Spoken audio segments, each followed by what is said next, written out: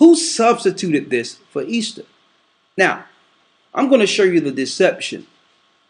All right. Let's go to Acts the 12th chapter.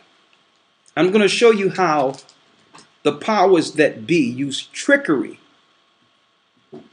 to lead us into following a day that didn't exist amongst Christ's Christians. Now, there's a difference between Christians that followed Christ and the Christians that followed the paganism of Constantine.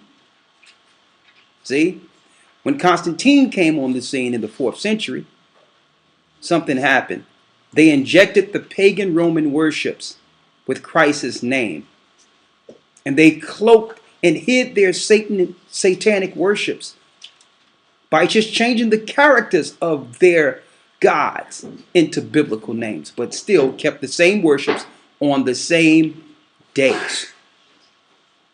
Now, let's get Acts 12 and 5, and we're going to show you one major part of that deception. And this is why many Christians today will believe that Easter is a day one should follow. We're told that Easter, Good Friday, is the day that Christ was crucified. This is what we're told. And that Christ rose on Sunday morning. And that's why they claim that they have changed the Sabbath from Saturday to Sunday. But there's something wrong with that. You cannot get 3 days between Friday and Sunday. Try it. You can't. Impossibility. That's 2 days. So they have deceived us to the point where we can't even count to 3 anymore. But let's first go to Acts the 12th chapter. And I'm going to show you, because they had to put the deception in the book to substantiate this major worship, this major change in Christendom. Let's read Acts 12 and 4. I'll start at verse 3. Acts 12 and 3. Thank you, brother. Yes, sir. Yes, sir. Acts 12 and 3. Yes. And because he saw it pleased the Jews, he proceeded further to take Peter also. Then were the days of unleavened bread. Then was the days of unleavened bread. And if you read Leviticus, the 23rd chapter, which I know a lot of you do or did, or if you've run into this video for the first time, you can go into Leviticus 23 and see the Feast of Unleavened Bread begins with the Passover. See? Read. Verse 4. And when he had apprehended him. And when they apprehended Peter, he put him in prison and delivered him to the quaternions of soldiers to keep him, intending after Easter. Intending after what? After Easter, to bring him forth to the people. Intending after Easter to bring forth Peter before the people.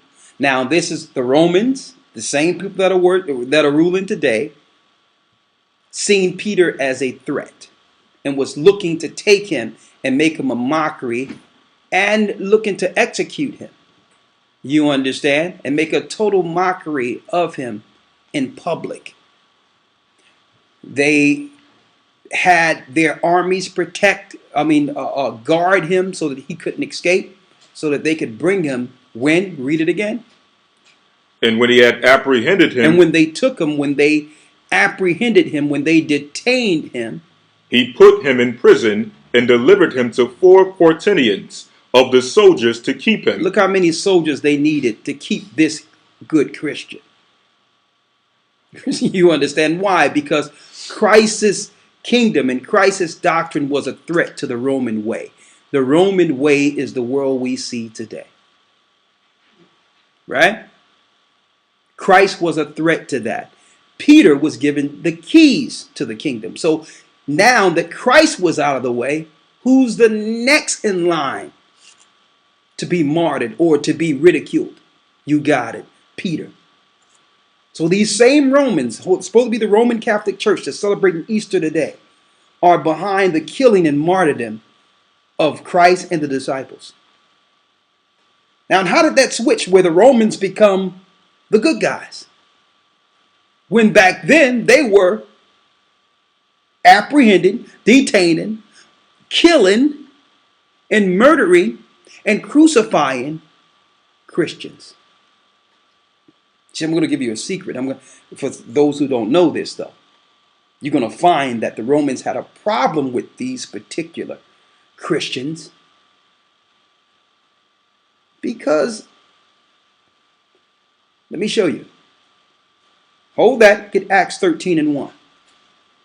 See, if you're going to church tomorrow, if you're a Christian, you ran into this, you need to really check this out. Peter was detained. Now, that's something that, we know a little something about. Coming up from where we came up, living. Being detained. Okay? Being incarcerated. But listen to how the Bible describes Peter. It might be a little different than what you will see on a cathedral in front of your Catholic church. Read that.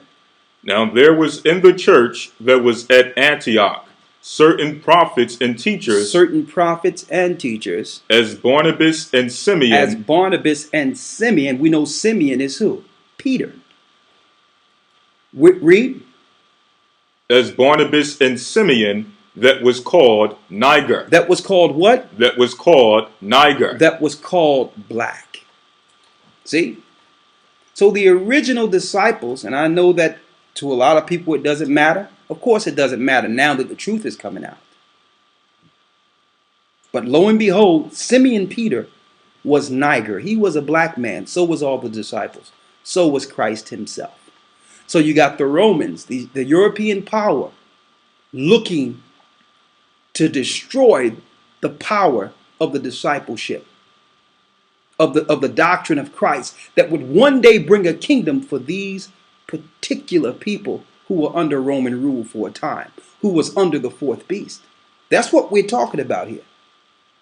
So now the fourth beast, Rome, is in power. They figure they're going to get in our book and throw in words to deceive us with trickery into following their satanic pagan days. But the Most High gave us Christ. He gave us truth. He gave us the Holy Spirit so that we could come to the light and now tear down the lies that was passed down to us from our forefathers who were also deceived. Now, let's go back to Acts 12:4. Read that. Yes, sir. Acts 12:4. And when he had apprehended him, when they detained him, he put him in prison and delivered him to 4 quaternions of soldiers to keep him. Go ahead. Intending after Easter. Intending after what? After Easter. After Easter. To bring him forth to the people. To bring him forth to the people. Right? Now, let's see if they was intending on after Easter to bring him forth to the people. See, and just by putting that word there, it would make people believe that the disciples was observing Easter, right? That's what, if I read it, I'm like, oh, Easter in the Bible, it must be true, correct? Well, the Bible is true, but you have to always look at the words in the original translation, knowing that the deceivers would put their hands on certain words. Now, should I throw out the whole Bible because of this? No, because the Bible in proper context is 100% correct. They could just change one word to deceive you into following Easter like they did. But when I go into the Greek, and we will show you exactly what we're seeing, let's see what word we have there for Easter. Is it highlighted?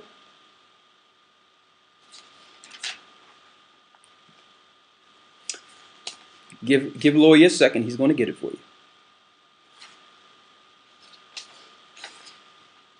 Here we go. You have it? Yes, sir. Yes, sir. Thank you. What Greek number is that? This is G3957. Now, some people might ask, and I have to break this down to the lowest denominator. I have to break it down so that the base person who just come in today and never understood anything could know exactly what we're teaching here. The reason why you'll see in the New Testament the Greek opposed to the Hebrew, because we know that the disciples, Christ, were Hebrews, is because this was a time in which the Hebrews was under the Grecian rule than the Roman rule. So a lot of our people, a lot of the Hebrews, a lot of the Israelites at this time, not only spoke Hebrew, but were scribing in Greek.